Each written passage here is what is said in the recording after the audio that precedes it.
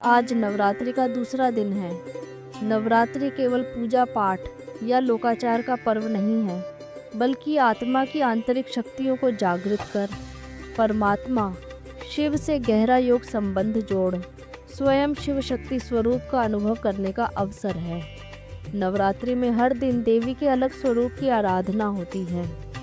नवरात्रि के दूसरे दिन की अधिष्ठात्री देवी हैं माँ ब्रह्मचारिणी। उनके स्वरूप और गुणों का आध्यात्मिक रहस्य गहन प्रेरणा और आत्मशक्ति देने वाला है। नवरात्रि के दूसरे दिन माँ ब्रह्मचारिणी की विशेष उपासना होती है। उनका स्वरूप अत्यंत शांत, सौम्य और तेजस्वी है। उनके दाहिने हाथ में जपमाला और बाएं हाथ में कमंडल होता है। कथा के अनुसार हिमालय की पुत्री पार्वती ने भगवान शंकर को पति रूप में पाने के लिए कठोर तप किया। उन्हीं तपस्विनी रूप को ब्रह्मचारिणी कहा गया। उन्होंने वर्षों तक कठिन व्रत और तपस्या की। पहले केवल फल फूल खाए, फिर पत्तों का त्याग कर निर्वाह किया और अंत में निराहार रहकर केवल ईश्वर स्मरण और ध्यान में लीन रहे।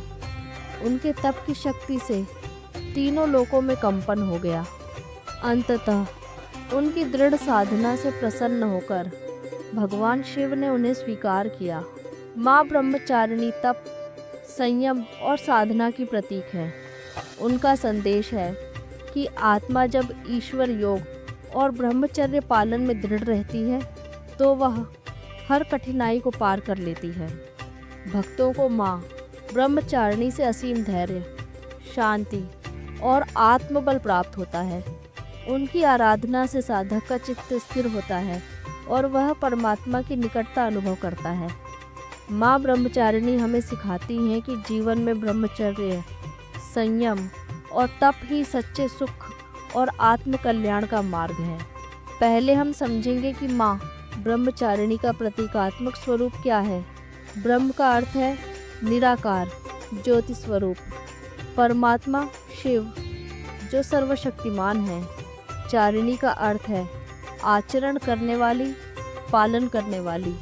इस प्रकार ब्रह्मचारिणी वह है जो निरंतर परमात्मा शिव की श्रीमत का पालन करती है, ब्रह्मचर्य का पालन करती है और आत्म अभिमानी स्थिति में स्थित होकर परमात्मा स्मृति में स्थित रहती है। माँ का ब्रह्मचारिणी स्वरूप साधारण है। हाथ में जपमाला और कमंडल, पैरों में सादा वसन, मुखमंडल पर तप और तेज।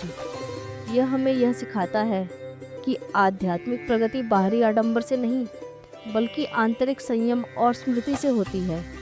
ब्रह्मचर्य का अर्थ केवल शारीरिक संयम नहीं, बल्कि व्यापक आत्म अभिमान और परमात्मा स्मरण है। आत्मा स्मरण और परमात्मा स्मरण अर्थात मैं शरीर नहीं हूँ, लेकिन शाश्वत आत्मा हूँ और सर्वशक्तिमान परमात्मा शिव की संतान हूँ।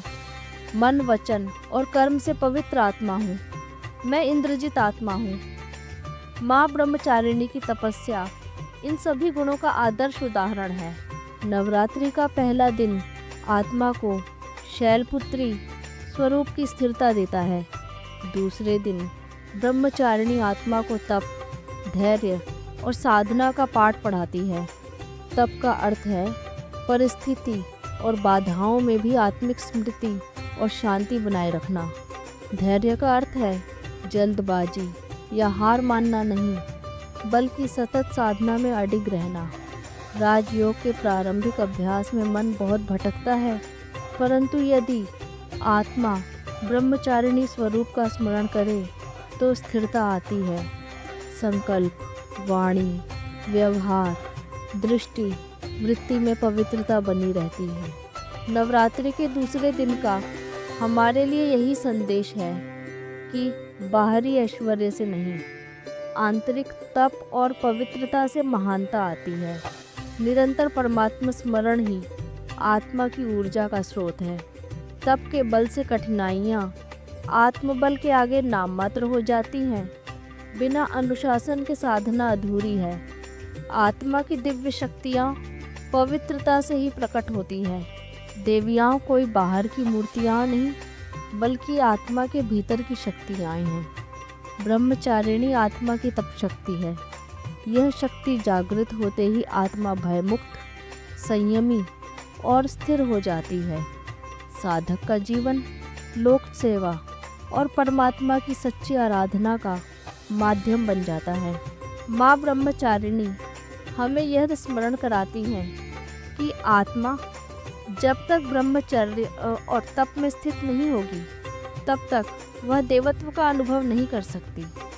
अतः नवरात्रि का यह दिन हमें निमंत्रण देता है, हे आत्मा, अपने जीवन में ब्रह्मचारिणी स्वरूप को जागृत करो और परमात्मा के साथ अटूट योग संबंध बनाकर अपने जीवन को दिव्यता और शक्ति से भर दो। ओम शांति।